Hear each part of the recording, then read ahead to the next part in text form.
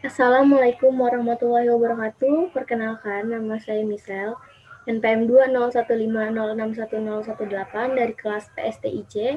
Di sini saya akan mempresentasikan mengapa dan bagaimana pendidikan agama Islam perlu diajarkan di perguruan tinggi. Jadi ada beberapa poin yang akan saya sampaikan, itu dapat dilihat pada gambar. Kemudian mata kuliah pendidikan agama Islam di perguruan tinggi ini memiliki landasan ideologis, historis, sosial budaya, psikologis, dan yuridis formal yang sangat kuat.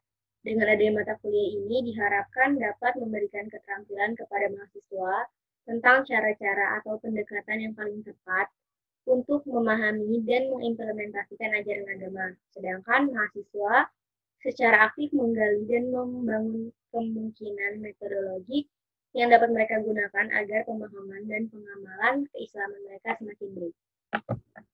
Kemudian lanjut ke poin pertama, yaitu konsep dan cara pembelajaran agama Islam di perguruan tinggi.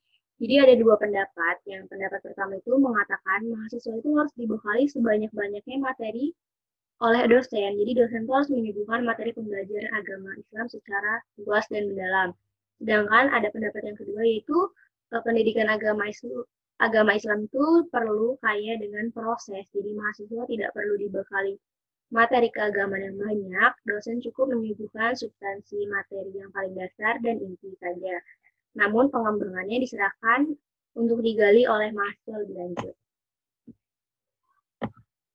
Selanjutnya, alasan mengapa dan bagaimana pendidikan agama Islam diajarkan di perguruan tinggi. Jadi pendidikan agama Islam itu diajarkan di perguruan tinggi sebagai wujud untuk memberikan landasan pengembangan pada kepribadian mahasiswa supaya menjadi kaum intelektual yang senantiasa beriman kepada Tuhan Yang Maha Esa, membangun budi pekerti yang baik, berpikir kritis, dan bersikap rasional. Kemudian poin yang ketiga yaitu menggali sumber psikologis, sosial budaya, historis, dan yuridis tentang perlunya pendidikan agama Islam diajarkan di perguruan tinggi. Jadi ada dua pandangan yang berbeda mengenai pendidikan agama Islam di perguruan tinggi. Menurut pendapat yang pertama itu, pendidikan agama Islam di perguruan tinggi itu perlu diajarkan guna menjaga keberagaman para warganya, termasuk menjaga keberagaman para mahasiswa yang sedang belajar di perguruan tinggi. Kemudian pendapat kedua, pendidikan agama Islam itu tidak perlu diajarkan di perguruan tinggi. Alasannya agama itu merupakan urusan pribadi, keluarga, dan institusi. Dan negara tidak perlu ikut campur dalam urusan agama. Dalam kasus konversi agama, ada 5 tahapan sebagai berikut. Kemudian poin selanjutnya yaitu menggali sumber yuridis tentang perlunya pembelajaran pendidikan agama Islam di perguruan tinggi. Jadi landasan filosofis pendidikan agama Islam itu berpijak pada Pancasila, terutama pada sila pertama yang berbunyi ketuhanan yang Maha Esa. Adapun secara yuridis berpijak pada ketentuan undang-undang yang berlaku. Jadi sumber yuridisnya itu sebagai berikut.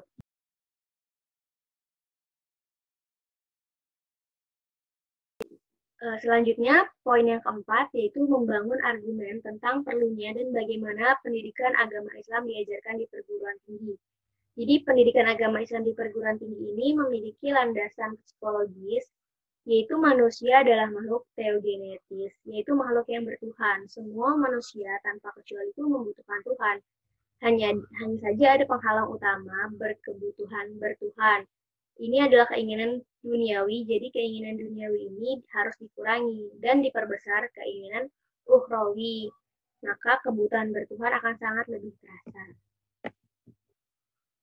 Dan poin yang terakhir yaitu mendeskripsikan tentang perlunya dan bagaimana pendidikan agama Islam diajarkan di perguruan tinggi.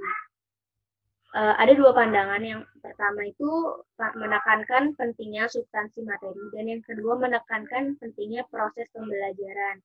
Jadi jika pendidikan agama Islam lebih menekankan substansi, maka mahasiswa akan menerima ajaran agama Islam secara instan dan relatif lebih aman karena diajarkan oleh ahlinya. Tetapi mahasiswa tidak terbiasa menelaah ajaran Islam secara mandiri.